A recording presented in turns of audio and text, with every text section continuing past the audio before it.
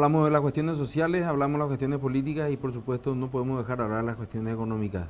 Y quién mejor que hacer, que hablar, o con quien hablar de este tema, que alguien también de la casa. Estamos hablando del ex ministro Manuel Ferreira. ¿Cómo está, Manuel? Buenas noches. ¿Cómo estás, Sebastián? ¿Cómo te va? Manuel, si pues, hay alguna, podemos decir arbitrariamente, alguna foto, alguna imagen de estos 100 primeros días de gobierno en el área económica, ¿qué es lo que te queda de lo bueno, lo malo, de las ausencias o presencias del gobierno? Bueno, creo que este gobierno empieza con una tónica distinta posiblemente a la tónica con la que comenzaron otros gobiernos. Se están dando circunstancias bastante distintas. Una de ellas es los problemas del vecindario, ¿verdad? Estamos en un momento de plena evaluación del peso argentino, una devaluación que se calmó un poco del real, que hicieron que básicamente el sector comercial se viera muy impactado por la retirada de los compradores argentinos, o gran parte de ellos por lo menos, y el inicio nuevamente del contrabando desde la Argentina y en cierta medida también desde el Brasil. El dólar en todo este periodo de tiempo en Paraguay trató más o menos de equiparar, pero la devaluación fue de 100% en Argentina, hoy está nivelada en 15% en el Brasil y fue solamente de alrededor del 8% en el Paraguay. Entonces estamos en una situación donde estamos más caros que los países vecinos y eso obviamente generó un desaliento del sector comercial. Iniciamos un periodo donde básicamente no estaban muy claras tampoco cuáles eran las posiciones del gobierno con relación a ciertos temas.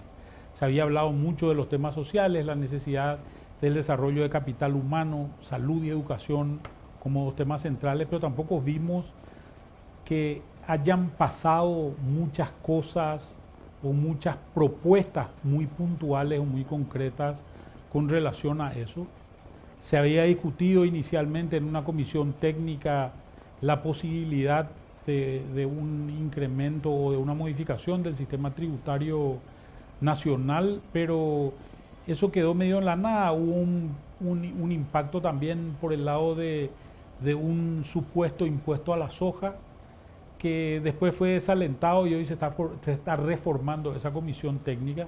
Por tanto, parecería ser que vamos a iniciar un proceso de rediscusión del tema de ingresos, pero también hay una comisión de gasto, ¿verdad? También se está empezando a discutir el tema del gasto y ahí hay un tema central que son los salarios y es la planilla salarial del Estado paraguayo, que es la base de todo. Si no se toca esa planilla salarial, en realidad nunca va a haber dinero que alcance y esta va a ser una cuestión fundamental. O sea que allí hay una discusión, Manuel, que se dio mucho en estos últimos días en las redes sociales, donde uno puede lógicamente debatir sobre la cualidad de las personas que ahí emiten su opinión, pero no se puede discutir el sentimiento de la gente, digamos. Ahí, el sentimiento general de la gente es como bastante dividido en que hay que hacer una reforma porque la gente que los más ricos o entre comillas el sojero o el más rico tiene que pagar más. Pero parece que perdimos en cierta manera la perspectiva del gasto, que vos la estás trayendo ahora. Hay, en este sentido, para poner en orden, primero tenemos que revisar los gastos antes de darle más recursos al gobierno. Y yo creo que es central la revisión del gasto. Creo que hay problemas muy serios de eficiencia. En realidad hubo una reforma tributaria en el año 2004 y esa reforma tributaria en el año 2004 que consiguió más que triplicar los ingresos del Estado, se convirtió en mayor cantidad de trabajadores públicos, ¿verdad? Y mayor cantidad de trabajadores públicos que ganan el doble de un trabajador del sector privado. Entonces, exacto, se convirtió básicamente, o entró a fortalecer el aparato prebendario del Estado, ¿verdad? Y vamos a seguir haciendo esto cuando lo que tenemos que generar son inversiones en otros segmentos. Creo que es demasiado importante generar un impacto tal que permita que cualquier ingreso que se produzca sea realmente destinado a la gente de alguna manera, ¿verdad? Que de alguna manera más seria se tome la construcción del país desde el Estado, cosa que no ha ocurrido, ¿verdad? Me parece que esto que esto es la base de lo que la gente está esperando. Y creo que tenemos que desarrollar políticas en función de esto.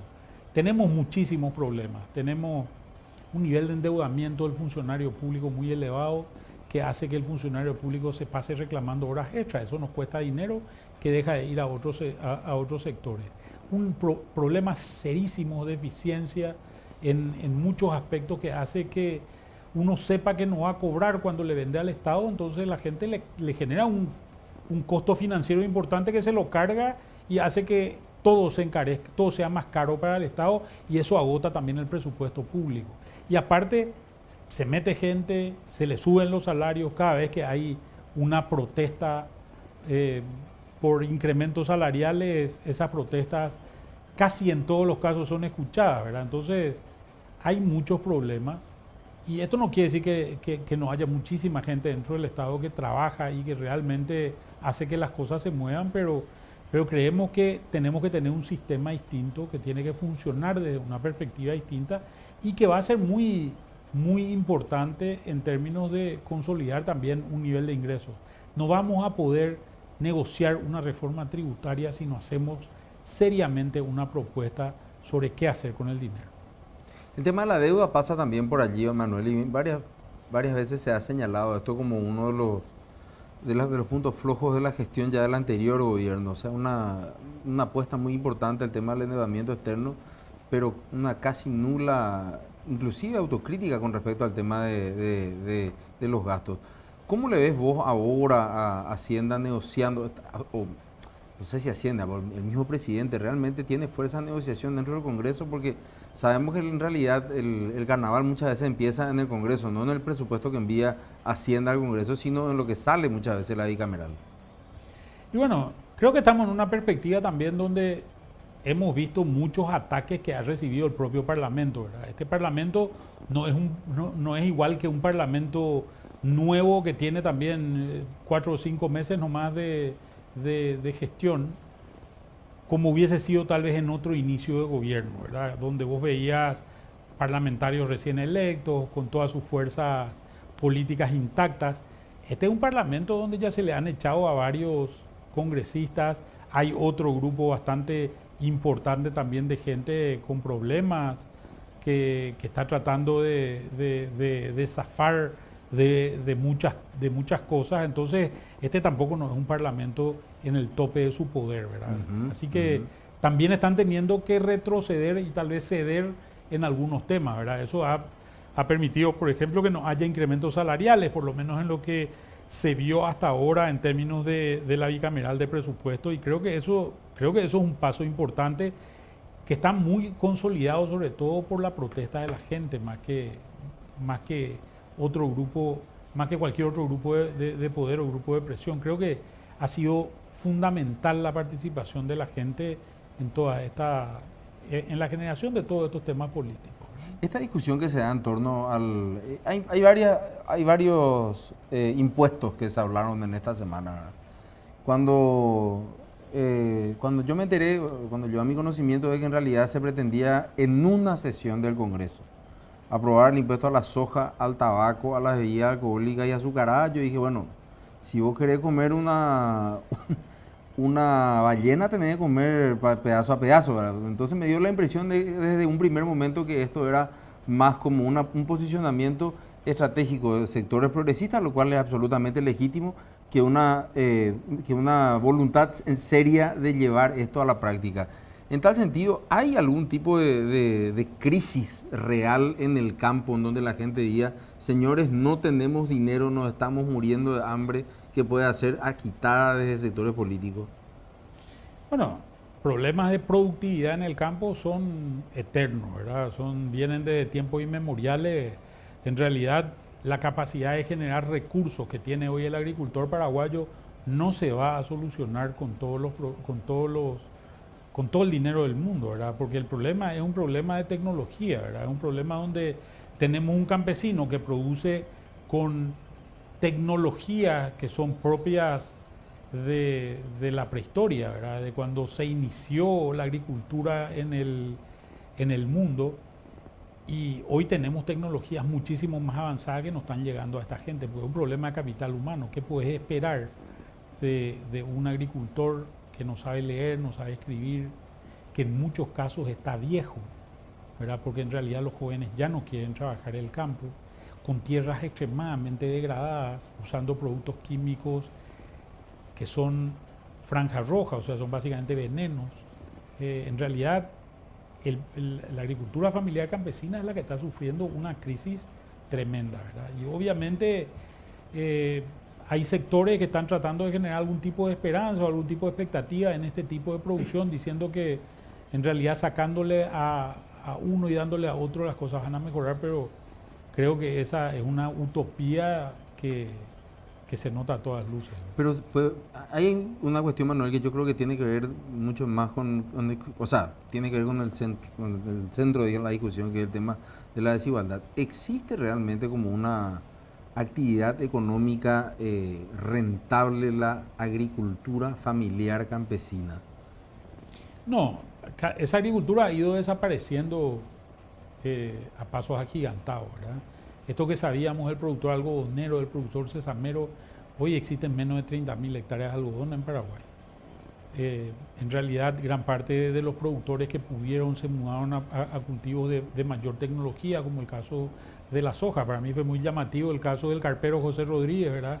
Que de Sí, ser fue un increíble. invasor de Ñacundal pasó a ser un defensor del sector sojero, porque en realidad se dio cuenta de las virtudes del modelo, ¿verdad? Obviamente no se puede subsistir produciendo 200 o 300 o 400 kilos de casi ningún producto, ¿verdad? Sí. Hay que tener niveles de productividad que no se pueden alcanzar con las tecnologías que se tienen, ¿verdad? Esto ha hecho que muchas de estas fincas campesinas se vuelvan más bien fincas ganaderas. Entonces la gente, cuando pudo, se compró una vaca, se compró cerdos, se compró ovejas, se compró cabras, se compró pollos, y hoy es un lugar de residencia. También a la gente le permitió la aparición de la moto, la aparición del celular, le permitió una movilidad que no tenía anteriormente. Entonces hoy yo puedo vivir a 30, 40 kilómetros de una ciudad y puedo conseguir una changa en esa ciudad. Y los jóvenes obviamente están atraídos mucho más por estas luces de la ciudad de lo que están atraídos otra gente en otros, por quedarse en el campo, ¿verdad? Entonces la gente ya no quiere vivir esa vida dura donde se araba con buey, se rompía la tierra, después había que cuidar el emmalezamiento con venenos de franja roja, con tipo monocrotofos, que en realidad terminaban intoxicándole a la gente, diciendo que en realidad son los grandes intoxicadores, no es el glifosato del campo vecino, sino es el propio veneno que utilizaba para su propia fumigación, ¿verdad? Esta vida así es una vida que ha pasado a mejor vida, solamente la hace un pequeño grupo de gente. El campesino paraguayo hoy no es el del sombrero de pirí, faja, camisa opoí, descalzo, ¿verdad? Sino Faja de Paraguay. Exactamente, hoy tiene ropa de marca, usa una moto y tiene un celular y se va a trabajar a un pueblo cercano. Entonces hemos visto crecer ciudades intermedias de manera muy importante. Ciudades como Santa Rosa de la Guaraí, Santaní, San Ignacio, Curuguatí, Orqueta, San Juan Bautista, Caguazú, etcétera, etcétera, sin contar aquellas de la zona agrícola como Santa Rita, Catueté, etcétera, etcétera. Creo que la vida en el Paraguay ha cambiado, se ha transformado y los jóvenes no están dispuestos ya a vivir esa vida. Totalmente. Por último, Manuel, una pregunta que sé que es difícil de responder, pero por lo menos podemos hacer algún tipo de encuadre. ¿Qué va a ocurrir con el consumo en el 2019? ¿Va a repuntar? ¿O qué hay que hacer para que repunte en todo caso? El consumo está basado básicamente en dos elementos. El primero es el nivel de ingreso de la gente, ¿verdad? Si la gente tiene un mayor nivel de ingreso, obviamente va a poder consumir más. El segundo elemento en el que está basado es en el precio de los productos, ¿verdad? En la medida que los precios sean más bajos, es en la medida en que la gente también va a consumir más. Nosotros esperamos un relativamente buen año económico que genera un estándar de vida bastante estable, digamos, para un grupo importante de la población y va incorporando ciertos sectores a un nivel de vida mejor y creemos que eso se va a sostener. Pero por otro lado, si queremos dinamizar el sector de consumo, que a su vez dinamiza todo el sector comercial, y al dinamizar el sector comercial es un gran generador de empleos, lo que tenemos que hacer es tratar de trabajar sobre los precios. Precios donde Paraguay hoy está mal posicionado, estamos más caros que la región y creo que hay alternativas para eso. Una de ellas es la derogación de la ley de tarjetas que en su momento impidió todo lo que es las promociones, ¿verdad? Que eran tan útiles para el consumidor común. Vamos a ver si eso regresa y según eso seguramente veremos repuntes importantes del consumo. Manuel Ferreira, exministro, muchísimas gracias por compartir con nosotros esta noche la visión del Paraguay para los próximos meses. Gracias, Sebastián. Un saludo a la audiencia de Canal Pro. Nos queda un último bloque, que es el bloque de cierre. No se vayan, que ya volvemos.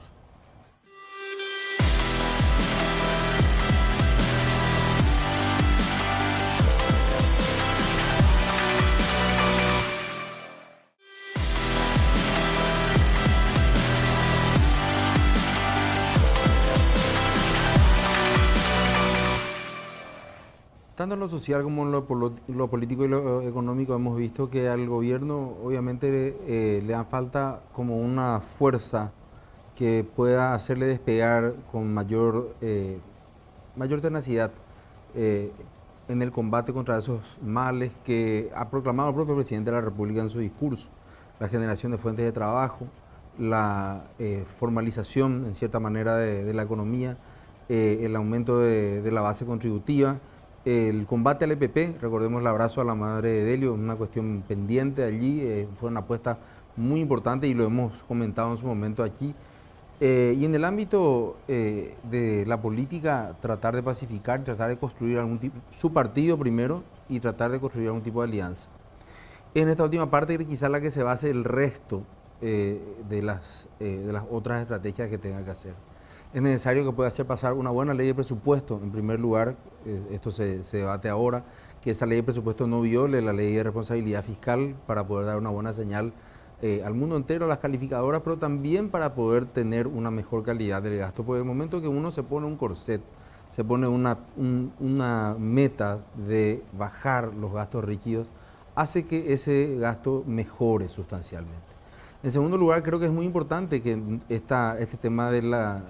hace poco me decían en las redes sociales, y quiero ratificarlo, y me decían: ¿tenés un fetiche? Me decían, ¿no? Algo así, o tenés un frenesí con el tema de los impuestos y el gasto. Sí, yo participé de la reforma fiscal del 2004, donde le dimos a Duarte Frutos la ley de impuestos para sacar más dinero, pero no le dimos eso antes de que él cumpla con la otra ley, que era la ley de reforma del Estado para mejorar la calidad del gasto, que es un poco lo que nos decía al final del programa hoy el exministro Manuel Ferreira. Hoy en día, aprendida esa lección, creo que es muy importante que el gobierno, en este caso le toca a Mario Abdo Benítez, podría haber sido cualquier otro, cualquier gobierno tiene que tener primero una expresión de compromiso de mejorar la calidad del gasto, de comportamientos realmente austeros, antes de pedir o exigir una reforma tributaria. Yo creo que eso es absolutamente la piedra angular de cualquier discusión que se pueda dar para marzo y demás. Y lo tercero tiene que ver con el posicionamiento político también del presidente dentro de todo lo que va a significar el fortalecimiento de la institución del Estado de Derecho. Y tiene que partir con, o debería utilizar algo que se le dio en este periodo de 100 días, la nominación de 2 ministros de Corte que han sido muy claros y precisos en su mensaje de transparencia, por ejemplo. El presidente tiene que aprovechar esto. La justicia es el talón de Aquiles de esta sociedad. La justicia es la que permite que, no sé, personas como Marcelo Piloto, el tristemente célebre personaje de la semana, haya estado 3 años escapando a una extradición, o en su momento el mismo Jarvis Jiménez Pavón y otros, ¿verdad? O sea, hay jueces implicados, pero también vemos que los gestos que han tenido estos nuevos ministros de Corte han sido importantes. Ha sido destituido ministro de Corte por prevaricato la semana pasada. Imagínense cuán movido ha estado este año en lo que se refiere a las responsabilidades políticas y ni qué decir a 4 congresistas que han tenido que dejar el Congreso por la presión ciudadana. Creo que eso también es una cuestión que se debe rescatar, pero que no tiene que ver a una cuestión endógena del gobierno, sino a una cuestión exógena que le favorece. Y ojalá que en estos próximos meses pueda sacarle un mayor provecho. Es nuestro deseo para nuestro bien y el de todo el país. En la medida que a este gobierno le vaya bien, nos va a ir bien a todos nosotros. Buenas noches y muchas gracias.